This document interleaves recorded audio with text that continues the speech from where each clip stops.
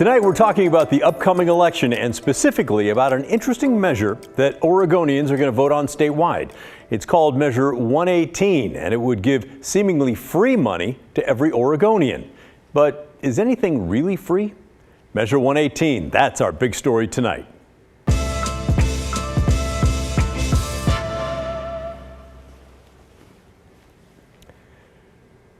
Well, no, nothing's ever free. It's just, an interesting price. So we're all just on the same page. Let's cover this really quickly. Oregon law allows anyone who gathers enough signatures to put a change in law up for a statewide vote. Those are called measures. Well, in less than 6 weeks, Oregon voters will decide the fate of Measure 118. If it passes, 118 would send roughly $1,600 to each and every Oregonian every year. It would come as either a check or a tax credit, which sounds interesting. And maybe you're sitting at home thinking about what you would do with another $1,600 every year.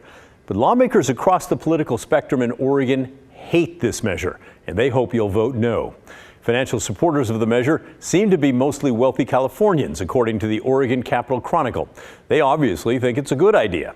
Let's dig into it, and you can decide for yourself. If Measure 118 passes, it would increase the corporate minimum tax by 3% on the total sales in Oregon of companies, not their net profit, but their sales above $25 million. And it would fall on a relatively small number of companies. According to the state, 1,422 C corporations would be impacted and about 791 S corporations. So that's 2,213 corporations out of a total of 120,476 corporations in the state. So that small number would pay the higher tax. That money would then go back to me and you. It would be distributed equally among Oregon residents, all ages, all income levels, estimated $1,600 a person. If voters approve the measure, it would go into effect next year and the money would start rolling out in 2026. But huge opposition has lined up against it, mostly because it would have a huge budget impact on the state budget, costing the state an estimated $1 billion a year. That's not a small amount. Businesses large and small, elected officials, both Democrats and Republicans, including Governor Tina Kotek, trade groups and local chambers of commerce, they all say this is a bad idea. Oregon Governor Tina Kotek told the Willamette Week, it may look good on paper, but it's flawed and it would punch a huge hole in the state budget and put essential services for low-wage and working families at risk. But the petitioner who brought the measure to the ballot says he wants to see big corporations pay more in taxes. Number one, giant corporations are not paying their fair share in taxes. This is sort of just about everybody agrees with this. And number two, we also noticed that we as working class folks were finding it ever harder to make ends meet. And we talk about that now being a problem after all this greedflation that we've just gone through and the pandemic. But really, we started working on this in 2018, 2019, before the pandemic. And back then, we were still having trouble making ends meet.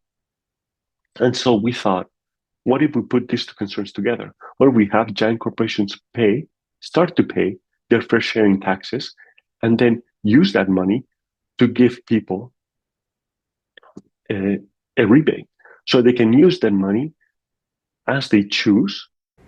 Now, I haven't talked to them all, but I'll bet the corporations would say we're already paying a fair share now. But that petitioner says more money in our pockets is a good thing for everyone. Not only is our life going to be materially improved, $1,600 is not going to solve every problem that you have, but it's certainly going to help us. But also importantly, it's going to help our community. And this is really important.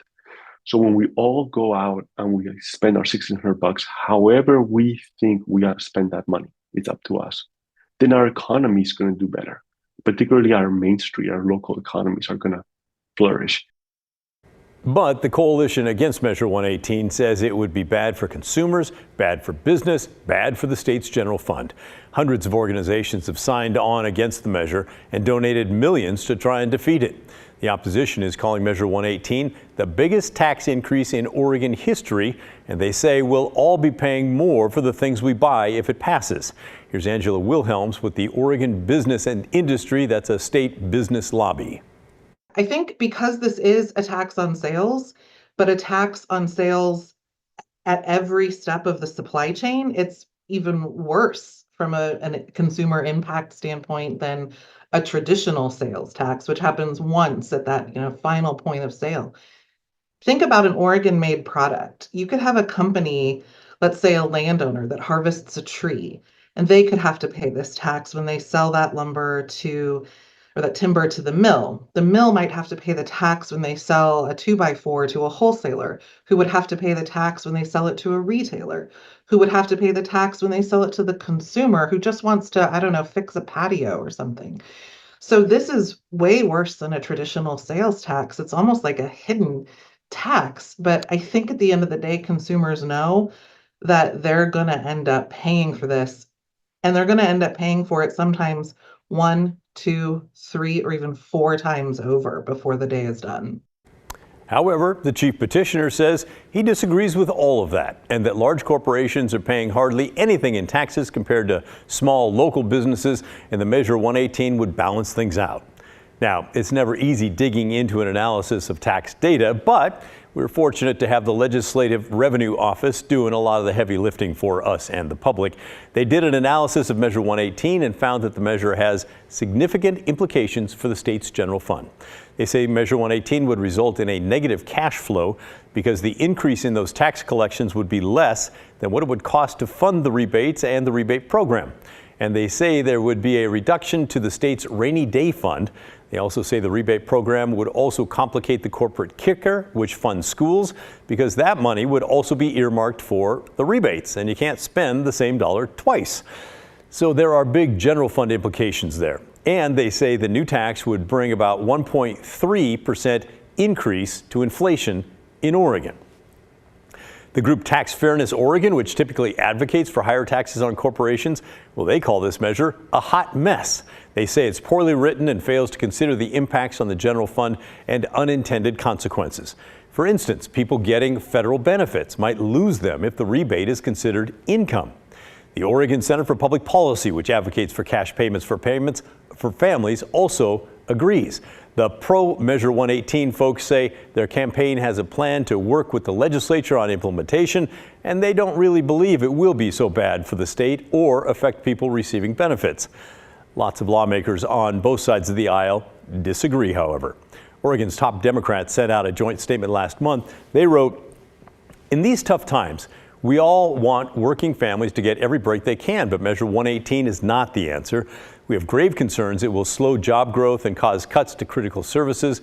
As a matter of public policy, we believe this is a bad deal for Oregonians." And that's the Democrats. On the Republican side, the Senate Republican caucus says it threatens our economic stability by driving up costs for businesses and consumers, leading to widespread job losses and higher prices for goods and services. This measure will result in severe cuts to essential public services, including education, public safety, and infrastructure. We cannot afford to gamble with Oregon's future on unproven and risky policies. Now, we want you to tell us what you think. Does this sound like something you want to vote for? Why or why not? And are you getting hit up by the ads? I know I am on my phone, text, and emails from both sides. Send us your thoughts, will you? Or your questions. The address is thestory@kgw.com, or you can call and leave a voicemail. The number is 503-226-5090.